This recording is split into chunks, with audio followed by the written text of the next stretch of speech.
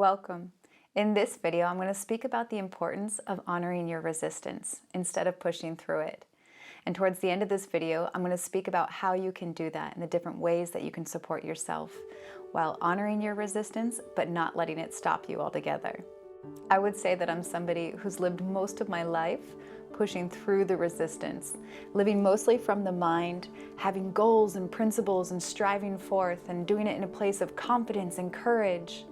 One of my friends described that my path of personal development was like going for coma, which was a saying that she had from her college days, which meant drinking until you pass out. She felt like it was a good analogy for how I was moving through my life. I was not backing down from any challenges. In fact, I was inviting more of them into my life.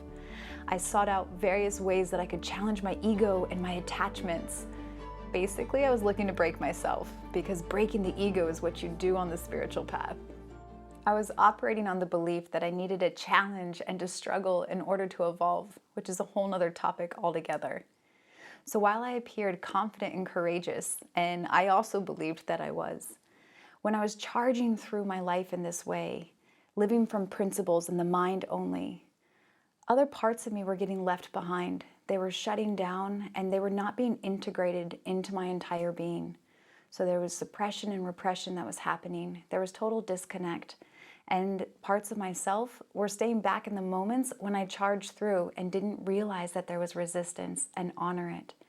So I was disconnected from my body and from my emotions.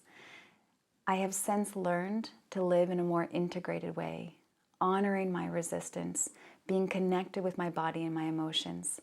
So while still living by my principles and holding to the things that I value, I am also incorporating all of the other stuff that's going on inside of my body and on the different levels of my being.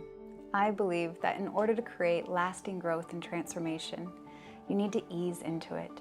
There's a difference between feeling uncomfortable and feeling unsafe. If you do not feel safe, there are going to be defense mechanisms inside of you that are going to become active. And that's when parts of you get left behind. You're not moving through life in an integrated way. So let's talk about how to honor your resistance. When that resistance comes up, acknowledge it. Don't pretend that it's not there. And for that, you need to be attuned to the body, to identify your emotions, to feel your emotions. So the first step is acknowledging it. The second part is sitting with it. So sitting with it means feeling it. What does feeling with it look like? Feeling it means that you are present with what is going on in the body. Feel the physical sensations. Where is stuff arising? Does it have a temperature? Does it have a texture? Does it have a size? Is it moving? Get in touch down to the detail of how that sensation is being experienced and manifesting inside of your body. What is the emotion that is connected to it? You can get one of those emotion wheels, you can find them online. Identify which emotion you're feeling when you notice that resistance comes up. So you want to be present with the resistance by being with the physical sensation and the emotions. And as you do this, you're going to get in touch with what it is that is under the resistance. There's going to be some fear. So what are you afraid of? Is it a fear of change? Is it a fear of judgment? Is it a fear of rejection? Take time to inquire into this and see what it is that you're afraid of. And then evaluate, inquire into, is this fear old? Is this fear that I have something that's from my past and it's just expressing itself now? Or is this a sincere fear that exists now for this present moment? It's something that we constantly have to navigate through. A lot of times, there's going to be fears from the past that we didn't process, we didn't digest, so they're still alive inside of us and then coming out in every opportunity that they have. So by being present with the physical sensations, honoring the resistance, being with the emotion, not only are you not creating further suppression because you're present and you're attuned and connected with everything that's going on, you're also using that opportunity to heal the stuff from the past that you didn't feel then, that you left behind back then. And now you're present with that sensation. So you're digesting it, you're processing it, and you're healing in a whole new integrated way, as well as moving forward in an integrated way.